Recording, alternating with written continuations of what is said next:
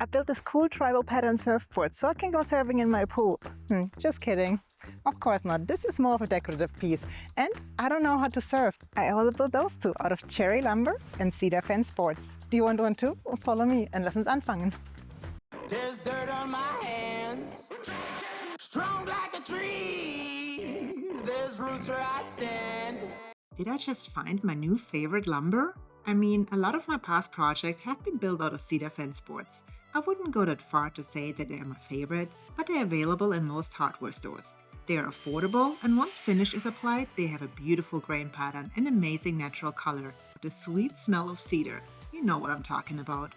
Oh, and the best part? After I purchased the boards at Home Depot for $3.58 each, I noticed that Lowe's dropped their prices on the boards to $3 each. What? I'm not a Home Depot kind of girl, but lately Lowe's has been a strong contender with all the great lumber I've purchased there recently. Ooh, I love a good price drop, and it can definitely be persuasive. I don't know if the price drop is just regional or nationwide, so let me know in the comments below if in your area as well the prices have dropped on cedar fence boards at Lowe's.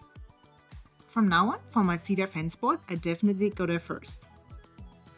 I cut the lumber to size using my miter saw. I cut them into 3 same size pieces to be exact. Cedar can be very finicky to work with. It splits, warps, it doesn't do what you want it to do, and the fence boards are way too thin on top of all.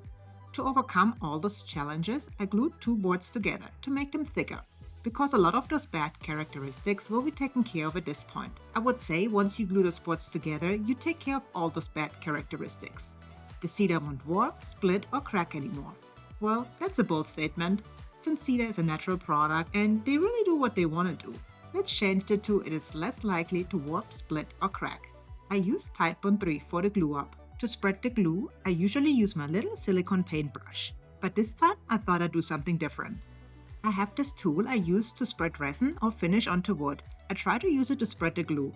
It works like a charm. That's my new favorite way to spread glue onto big surfaces.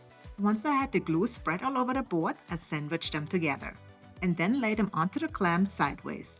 Of course, there is glue only on one side of the board, so only 2 boards will stick together in the end. Don't be spreading glue all over the boards and then end up with a thick block of cedar fence boards. We are building charcuterie boards here, not headers for doorways. A cedar fence board header wouldn't be recommended to use on a doorway anyways. Well, I can't say I haven't seen people do it, so I thought I'd mention it. You need many clamps to get good pressure onto all parts of the boards, so I added another row of clamps on top. The more the merrier. And here we can see the nice glue squeeze out. I love watching the glue drip out. There's something about it. While the glue is drying, I started cutting the lumber for my tribal pattern surfboard. Did you notice something? Yes, that's a piece of redwood that I had left over from my outdoor furniture build. I'm so in love with the outdoor furniture, it's been holding up great.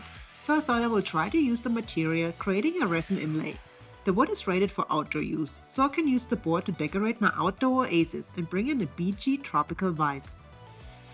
Using my miter saw, I cut the board into 3 equal-sized pieces as well. This board will be a pretty large and heavy board, which gets me really excited to finally see the finished product. I've built a supersized surfboard a few years ago and I still have it. It looks so good that I wanted a second one as decor.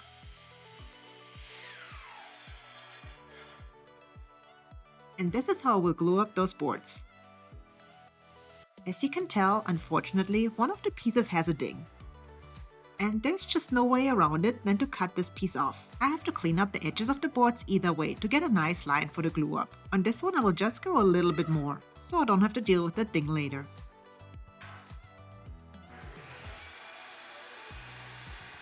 Now I have to tell you, the table saw does work better when plugged in. But that's just a common theme in my workshop. Why do I always forget to plug in my table saw?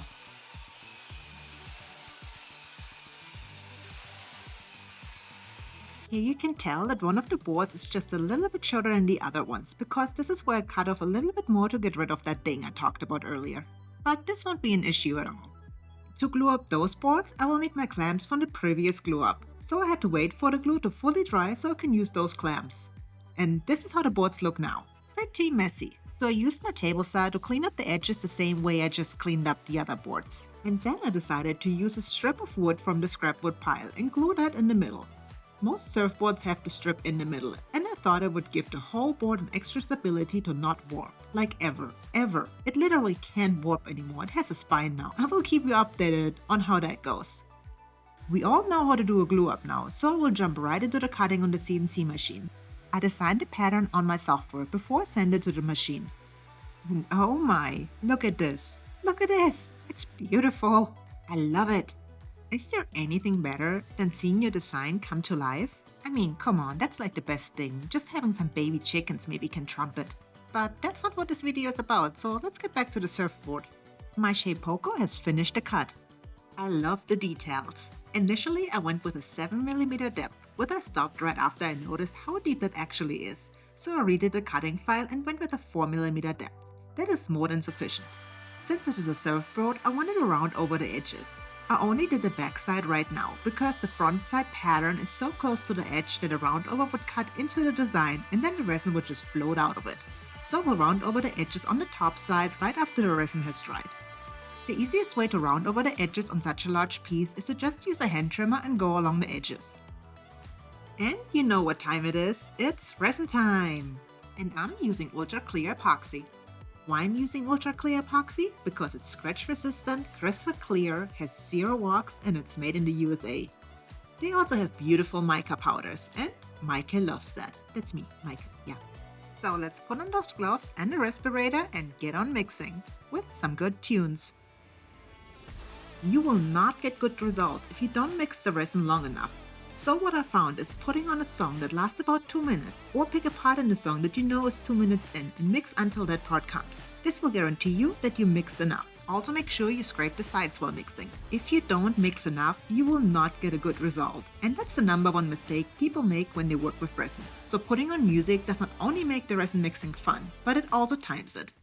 It was hard to decide on what color scheme I wanted to go with, but I ended up deciding on greens and blues and pink as a contrast for all of the flowers.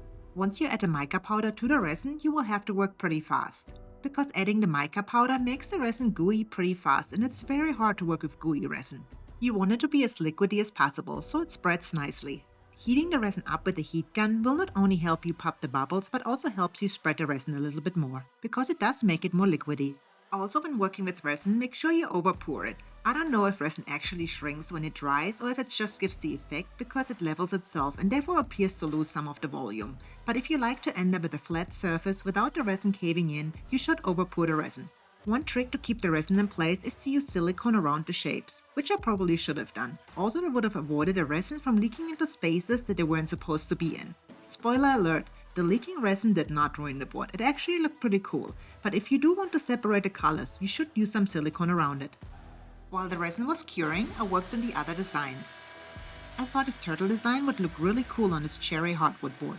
Thinking of it, I don't think I've ever tried to engrave cedar. And since I don't know if the cedar will be too soft to engrave and pour resin in it, I didn't want to risk it on this project. Maybe there will be a future project to try out if it works.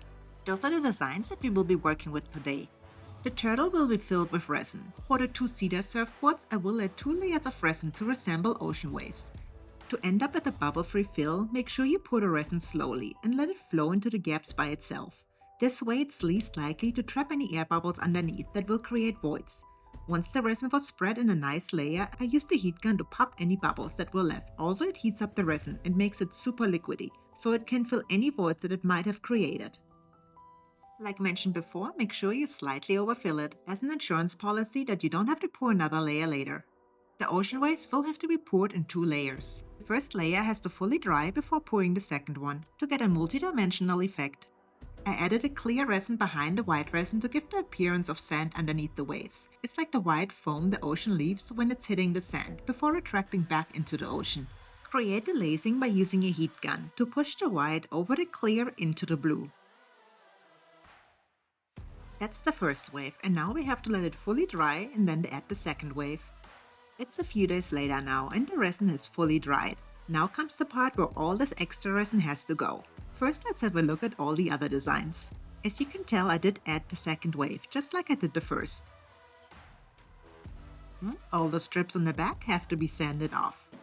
You could also use a heat gun to soften the resin drips and then use a metal scraper to scrape off the majority of it. I just like to go straight to sanding it off.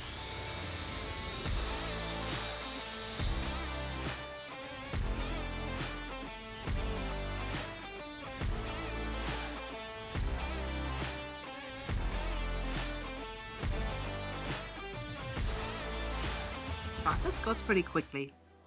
1, 2, and 3, and now we can take off serving that is.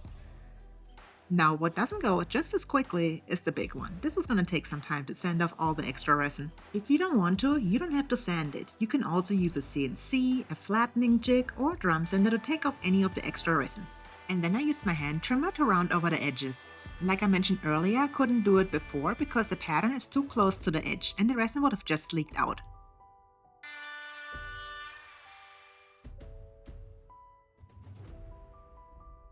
Perfect. Looks just like a surfboard. What do you think?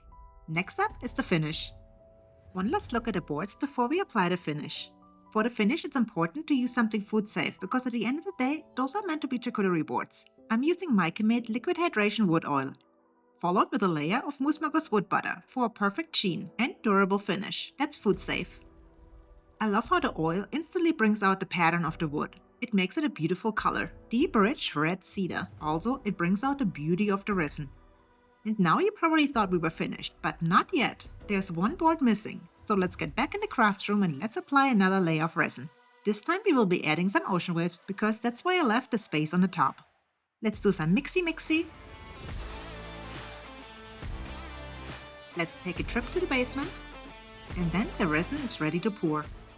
And here's another look on how to create the perfect ocean waves. The blue resin goes on top with the mica powder, and then a layer of clear resin which separates the white. Spread the resin over the surface to have an even coverage. Then use a heat gun to pop the bubbles and heaten up the resin so it flows better. Then move the heat gun along the white rim to spread the white over the clear into the blue to create those lazy waves. If the white is getting too thin, you can add more if you need to. It is also important to make sure that all the edges are evenly covered. After the first layer has fully dried, you can add the second. Let the second layer fully dry again, and then it's time for the finish. Again, I'm using MeikeMade liquid hydration wood oil. However, thinking of it, this is not going to be a charcuterie board, even though I could use it as one. This is going to be outdoor decoration, so I probably should have used an outdoor finish and not a food safe finish. Well, it's too late now, and I'm just gonna keep you updated on how it holds up. It might not even do that bad. But on another note, wouldn't that board be so cool to maybe serve like sushi or anything like that on it? That would be amazing. So I think I'm just gonna really stick with this food safe finish. It's like a party board. Either way, after applying the last coat of Moose wood butter, we are fertig. And it's so cool. Look at those beautiful colors in the sun. If I end up using it as a charcuterie board or just as decor, it's fantastic. What do you think? Please leave me a comment below, like and subscribe to my channel. If you have not done so, please click the bell button to get notified of new videos. Also, if you can, please join my Patreon. That helps me create more YouTube videos. Thank you so much and see you next Friday. Tschüss und auf Wiedersehen.